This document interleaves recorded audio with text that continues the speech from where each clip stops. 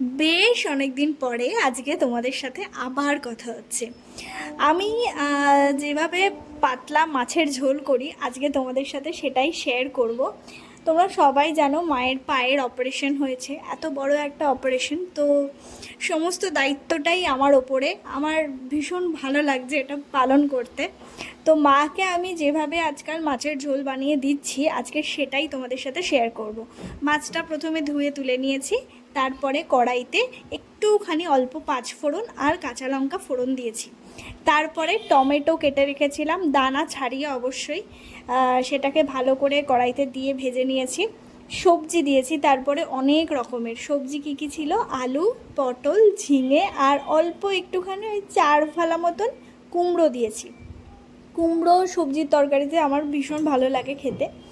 তারপরে ভালো করে ওটাকে নেড়েছি, একটুখানি ভাজা ভাজা হয়ে যাওয়ার পরে দিয়েছি মশলা, হলুদ গুঁড়ো, যা যা রেগুলার মশলা হয়, জিরে গুঁড়ো, অল্প সামান্য একটু ধনে গুঁড়ো আর কাশ্মীরি লঙ্কার গুঁড়ো দিয়েছি একটু, কারণ রং না হলে আমারও পছন্দ হয় না আর মায়েরও পছন্দ হয় না রান্নায় রং না হলে। যাই হোক, তারপরে সেটাকে খুব সুন্দর করে ভালো করে ভেজেছি, কষিয়েছি, সুন্দর করে কষিয়ে। রান্নার আসল মজাই কিন্তু কষানো, জানো তো। আমি যখন মেকআপ করি তখন আমি বলি যে ভালো করে ব্লেন্ড করতে হবে, তবেই কিন্তু একটা মেকআপ সুন্দরভাবে দাঁড়াবে। রান্নার ক্ষেত্রেও কিন্তু ঠিক সেরকম, রান্না যত ভালো করে কষবেন তত সুন্দর হবে কিন্তু খেতে। তারপরে সুন্দর করে কষে যাওয়ার পরে যখন তেলটা ছেড়ে দিয়েছে, তারপরে আমি ব্যবহার করেছি গরম জল। হ্যাঁ, গরম জল রান্নায় আপনারা ব্যবহার করে দেখুন। আমি বলছি সত্যি একটা অন্য রকম টেস্ট হয়। যদি আপনারা এখনও পর্যন্ত গরম জল রান্নায় ব্যবহার করে না থাকেন তাহলে অবশ্যই করুন, আর আমাকে কমেন্টে লিখে জানান যে গরম জল ব্যবহার করার পরে রান্নার টেস্ট কি আরেকটু দ্বিগুণ হলো নাকি হলো না। এইবার হচ্ছে আসল পার্ট, যেটা হচ্ছে এটার একদম সেই হাটকে একটা ব্যাপার।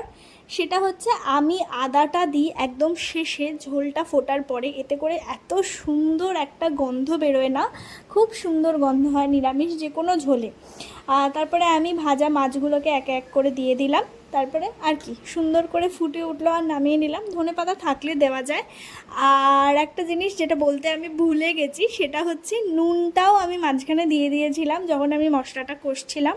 মশলাগুলো সব দিয়ে দেওয়ার পরে আমি নুনটা দিয়ে দিয়েছিলাম, তারপরে সুন্দর করে কষিয়ে নিয়েছিলাম। তারপরে ভালো করে ঝোলটা ফুটে ওঠার পরেই আমি নামিয়ে নিলাম। এইভাবেই আমি আমার নিরামিষ ঝোল করলাম, আর মায়ের কিন্তু এটা খেতে ভীষণ পছন্দ হয়েছে। আর তোমরাও এভাবে ট্রাই করো, আমাকে অবশ্যই কিন্তু কমেন্টে লিখে জানিও যে কেমন তোমরা করলে। ততক্ষণের জন্যে টাটা।